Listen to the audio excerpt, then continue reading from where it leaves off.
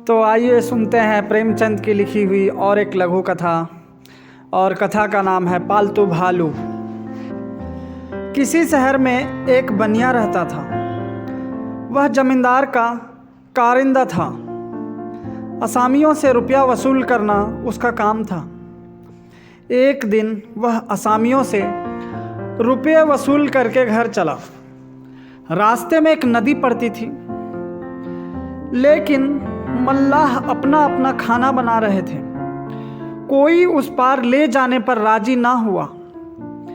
वहाँ से थोड़ी ही दूर पर एक और नाव बंधी थी।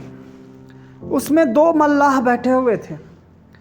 कारिंदा के हाथ में रुपये की थैली देखकर दोनों आपस में कानाफूसी करने लगे। तब एक ने कहा, आओ साहब जी, हम उस पार पहुंचा दें। बनिया बड़ा सीधा आदमी था, उसे कुछ संदेह ना हुआ। चुपचाप जाकर नाव पर बैठ गया।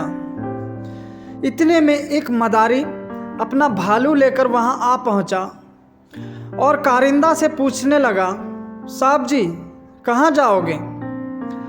बनिए ने जब अपने गांव का नाम बताया तो वह खुश होकर बोला, मैं भी तो वहीं चल रहा हूं। यह कहता हुआ वह भालू को लेकर नाव पर चढ़ गया। पहले तो मल्लाहों ने बहुत नाक भाव सिकोड़ा, मगर बाद को ज़्यादा पैसा देने पर राजी हो गए। नाव खुल गई। कारिंदा दिन भर का थका था। नाव धीरे धीरे हिलने लगी तो उसे नींद आ गई। मदारी भालू की पीठ पर सिर रखे मल्लाहों की ओर ताक रहा था। उन दोनों को थैली की तरफ बार बार ताकते देखकर उसे कुछ संदेह होने लगा। यह सब ठग तो नहीं है? उसने सोचा, जरा देखूं तो इन दोनों की क्या नीयत है। उसने झूठ मूठ आंखें बंद कर ली, मानो सो गया है। अब नाव जोर से चलने लगी। करीब 2 घंटे के बाद कारिंदा चौंक कर उठा तो उसे अपने गांव का किनारा दिखाई दिया। मल्लाहों से बोला, बस बस पहुंच गए, नाव किनारे लगा दो। लेकिन मल्लाहों ने उसकी बात अनसुनी कर दी।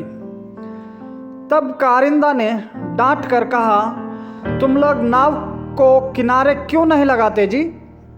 सुनते नहीं हो? इस पर एक मल्लाह ने घुड़क कर कहा, क्या बकबक करते हो? हम लोगों को इतना भी नहीं मालूम कि नाव कहाँ लगानी होगी? मदारी अब तक चुपचाप खड़ा देखता रहा। उसने भी कहा, हाँ हाँ यही तो किनारा है, नाव क्यों नहीं लगाते? मल्लाहों ने उसे भी फटकारा। तब वह चुपके से कारिंदा के पास खिसक गया और धीरे से बोला, इन सबों की नीयत कुछ खराब मालूम होती है, होशियार रहना। कारिंदा को जैसे जूड़ी चढ़ाई। मील भर चलने के बाद मल्लाहों ने नाव को एक जंगल के पास लगाया और उतरकर जंगल में जा घुसे। उनके साथ के कई डाकू जंगल में रहते थे। दोनों उनको खबर देने गए। बनिया बच्चों की तरह रोने लगा। अपना गांव मील भर पीछे छूट गया। वहाँ न कोई साथी न मददगार, मगर मदारी ने उसे तसल्ली दी। वह देखो, कई आदमी हाथ में मशाले लिए हुए नाव की ओर चले आ रहे हैं। जरूर यह डाकुओं का गिरोह है। कारिंदा के हाथ पांव फूल गए। एकाएक मदारी भालू को लिए हुए नाव से उतरा और किनारे पर चढ़ गया। डाकू नीचे उतर ही रहे थे कि उसने अपने भालू को उनके पीछे ललकार दिया। फिर क्या था, भालू ने लपक कर एक डाकू को पकड़ा और उसके मुंह पर ऐसा पंजा मारा कि सारा मुंह लहूलुहान हो गया। उसे छोड़कर वह दूसरे डाकू पर लपका। डाकुओं में भगदड़ पड़ गई। सब के सब अपनी अपनी जान लेकर भागे। बस वही पड़ा रह गया जो घायल हो गया था।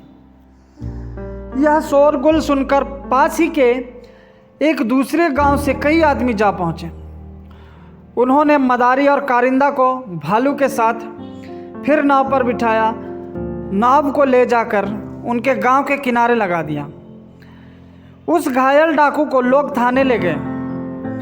गांव में पहुंचकर कारिंदा ने मदारी को गले से लगाकर कहा, तुम पूर्व जन्म में मेरे भाई थे, आज तुम्हारी बदौलत मेरी जान बची। धन्यवाद।